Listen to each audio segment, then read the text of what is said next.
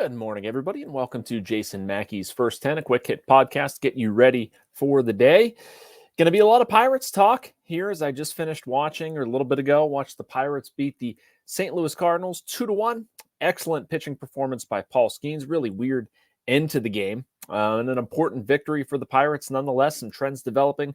We'll get into all of that. Spent the early part of the day over at Steelers. Want to talk about that. Mike Tomlin, his 3-year contract extension, and a couple extra things. But first, want to remind you that we're sponsored by the North Shore Tavern. You don't have to be a baseball fan to love it there. The interior is wall-to-wall Pirates. Their appetizers, entrees, cocktails, and of course, steak and seafood on a sizzling lava stone. Open every day. The North Shore Tavern across from PNC Park is Pittsburgh's home for steak on a stone.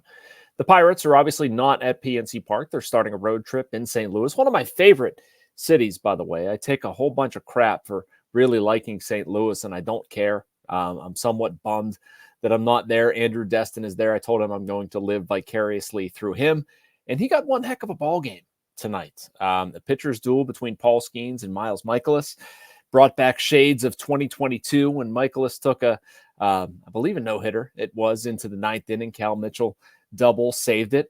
Convinced me that I will never, ever see a no-hitter, which I've never seen professionally anyway. Certainly, obviously, have not covered one, and that's sort of a running joke among the beat writers. But in any case, an excellent game tonight. I want to start with Paul Skenes because I think he was absolutely fantastic and just continues to amazingly get better. The thing that stood out to me the most tonight was his curveball and slider usage. It started out with the curveball. It evolved to the slider. We haven't seen him use a ton of spin. He has it. It was very good in the minor leagues. It's been mainly four-seamer and splinker. Well, for whatever reason tonight, he leaned a lot on his curveball early on, and it was outstanding. Looking early on, strikes out Mason Wynn. Alec Burleson gets him on that. Out of his first 6 strikeouts, 5 were on spin pitches. Only one of those was on a splinker, and the other 2 were four-seamers. What that says to me, I mean, it reaffirms what I already know about Paul, but he's so smart, way, way, way beyond a typical 22-year-old. But to be able to game plan accordingly, and this is actually something I've talked about with his college coach, Jay Johnson from LSU, that he has different weapons that he's able to pull out, shelve, use at various times, and we're already seeing that. 6 starts in, it's baffling how mature he is, and just it's like not a big thing. Like, it shouldn't be that easy to just say, hey, I'm going to throw more curveballs. I'm going to throw more sliders. I'm going to land them for a strike. I'm going to get swing and miss. I'm going to do all kinds of fun stuff with them. And Paul has done that. 2.43 ERA thus far, 46 strikeouts in 33 and a third innings. Gets to another point that I think that is probably about time I make. The Pirates were right on this.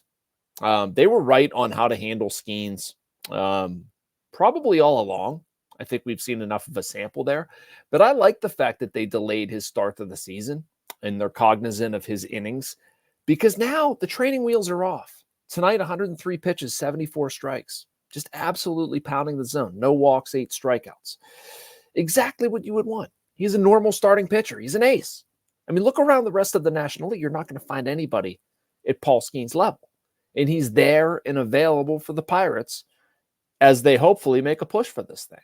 Between him, Jared Jones, Mitch Keller, Bailey Falter, we've been over and over that.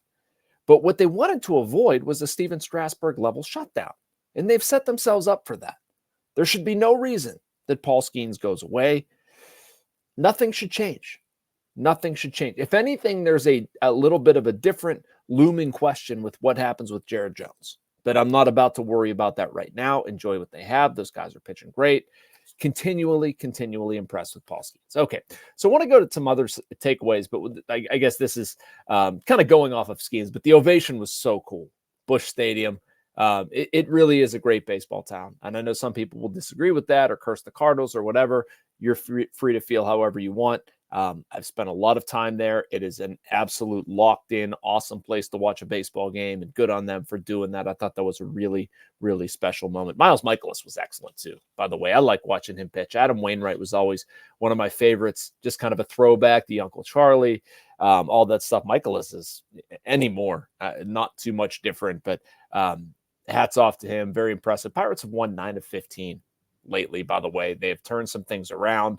Outside of tonight, they've been scoring a lot of runs since Paul Skenes came up. Seems to be the missing link to some of their success. David Bednar gives up the home run in the ninth. Really don't care about that. The bullpen, once again, Chapman, Holderman, Bednar getting it done, an important part of their game. The only thing that I would look at sort of critically from this one is I still don't understand what they're doing with Jack Sawinski. He looks to me like somebody who needs more time in the minor leagues, and I've said that. Did walk in his third and final plate appearance, but struck out in the previous two.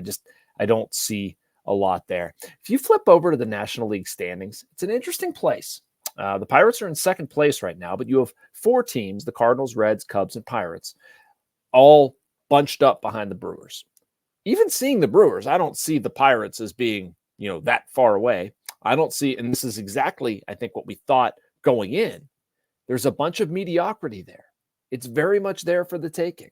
The Pirates, if they continue playing this way, playing clean baseball, getting good starting pitching, scratch out enough runs, the bullpen doing what it should do, a very intriguing second half, whatever you want to call it. I mean, they're putting themselves in a very good position here, and I want to see them continue to do it. Weird ending to the game, too, is the final point. I don't know if I've ever seen in a lot of watching baseball, playing baseball, a replay reviewed check swing catcher interference call sustain the game. That was a new one.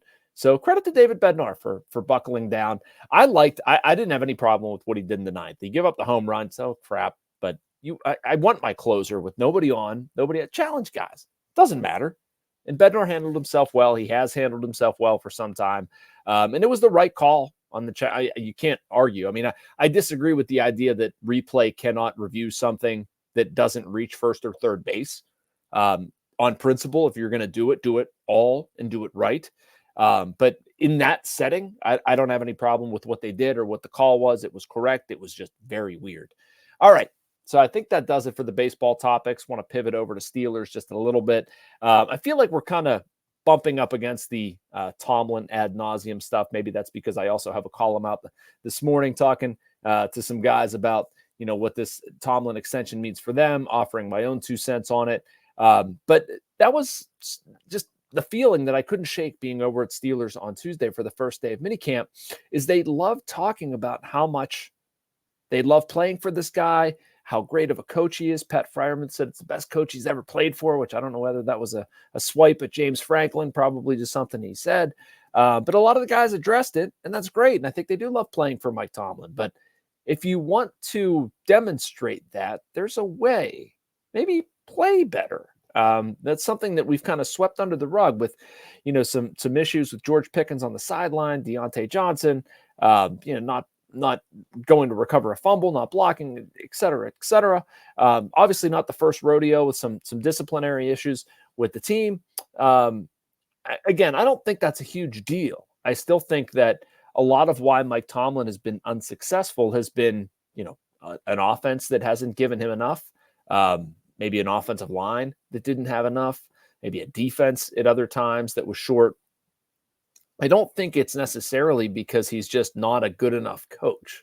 I think sometimes coaches get a little bit too much credit and a little too much blame all in the same way. But that was just something that I left Steelers thinking that if you like Tomlin so much, play better for him. Give him a better product. And I think they're on their way to doing that. Frankly, I've been largely pleased with what they have. Talking to Tomlin, some other guys about the offensive line growth. Pat Meyer, the offensive line coach, was talking about how quickly Troy Fautanu and Zach Frazier have picked some things up. And I mean, it's easy to say in shorts, right? But you like what you see. You like what you see, and I want to see more, I guess, is a baseball thing that I keep coming back to. And everything looks the way it should at this point. So I think that's it. Oh, Tomlin addressed the Cam Sutton stuff. I thought it was interesting that it was the first time he's talked since they signed Cam Sutton. I've talked on here a little bit and just wanted to loop around there. I didn't fit it into my column, but one of the things, Tom, it's not any conversations that we've had recently. It's the totality of our relationship. Talked about meeting Cam Sutton, It's less about specific conversations, particularly late. It's about the relationship established over a longer period of time. Must stand on the right for Tomlin saying that. And I wrote this when it came out. I hope they're right. All of that maintains. But it was interesting to hear Mike speak on it. I do think the Steelers think that they have a line in to help Cam Sutton, or help ameliorate the situation, however you want to look at it. And I certainly hope that they are correct, because it's an ugly situation. Nobody wants to, nobody should be going through that. And if you're in a position to help, I'm glad that they are. I'm mostly just glad that, hopefully it's not as bad as it sounded. So anyway, that does it for me here. We'll be back same time, same place tomorrow. Talk a little bit more baseball, a little bit more football, maybe some hockey. We'll see. Thank you for watching. Make sure you like and subscribe. You can get all of this content and other stuff from our Post-Gazette writers.